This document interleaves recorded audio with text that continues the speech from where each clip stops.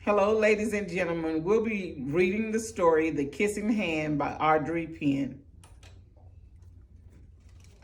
A secret shared, held close to the heart, keeping loved ones together, never apart.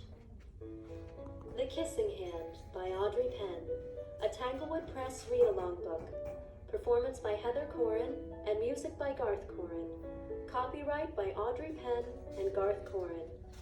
To Stephanie, Rebecca, and children everywhere who love to be loved. When you hear this sound, turn the page. You should now be on the page where Chester Raccoon is staring down at a leaf and crying. Chester Raccoon stood at the edge of the forest and cried. "I don't want to go to school," he told his mother. "I want to stay home with you. I want to play with my friends, and play with my toys, and read my books, and swing on my swing. Please, may I stay home with you?" Mrs. Raccoon took Chester by the hand and nuzzled him on the ear. "Sometimes we all have to do things we don't want to do," she told him gently, "even if they seem strange and scary at first. But you will love school once you start. You'll make new friends and play with new toys, read new books, and swing on new swings. Besides," she added, "I know a wonderful secret that will make your nights at school seem as warm and cozy as your days at home."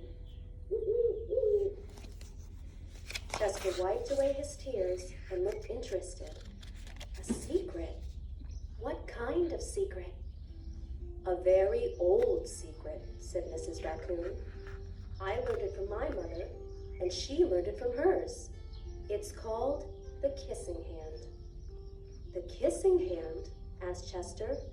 "What's that?" "I'll show you." Mrs. Raccoon took Chester's left hand and spread open his tiny fingers into a fan. Leaning forward, she kissed Chester right in the middle of his palm. Chester felt his mother's kiss rush from his hand, up his arm, and into his heart. Even his silky black mask tingled with a special warmth. Mrs. Raccoon smiled. "Now," she told Chester, "whenever you feel lonely and need a little loving from home, just press your hand to your cheek and think, 'Mommy loves you. Mommy loves you.' And that very kiss will jump to your face and fill you with toasty, warm thoughts." She took Chester's hand and carefully wrapped his fingers around the kiss.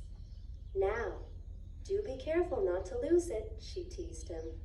"But don't worry, when you open your hand and wash your food, I promise the kiss will stick." Chester loved his kissing hand.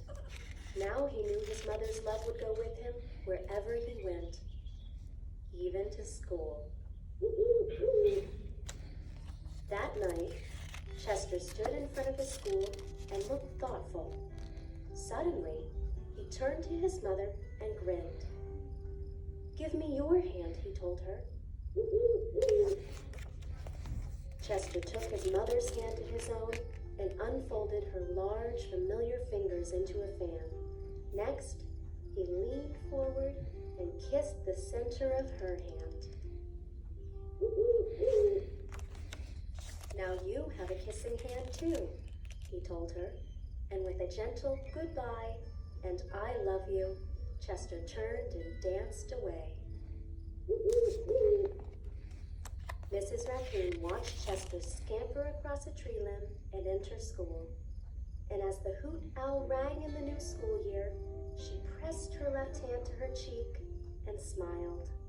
The warmth of Chester's kiss filled her heart with special words. "Chester loves you," it sang. "Chester loves you."